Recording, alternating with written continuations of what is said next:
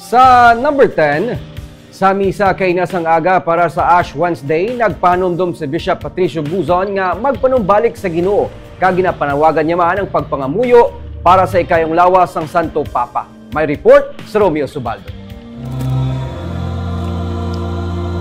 Miyerkules Badles subong nga adlaw, panugod sang Lenten season para sa mga Katoliko. Sa sunod sang 40 diyas, ginadumdum sang tumuluo ang mga pag-antos ni Jesucristo.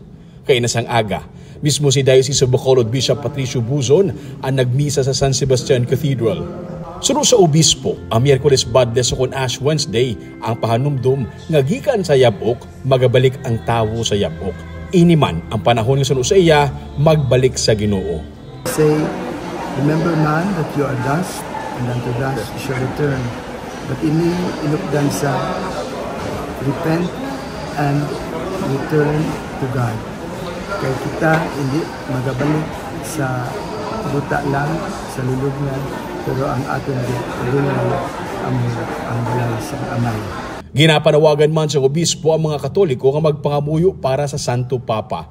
Sa pinakaulihing report gikan sa Vatican City, nagapabilin nga estable ang kondisyon ni Pope Francis.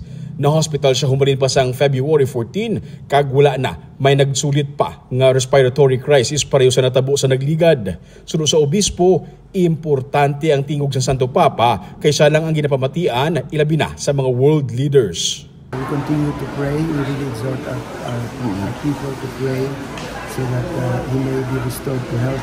We know very well how much we need his leadership. His leadership is so extraordinary, not only for the church, but for the world.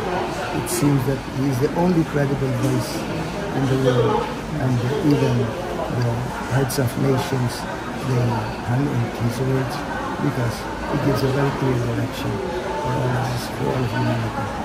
Kaina sa misa, napuno sang sumilimbang sa Sebastian Cathedral.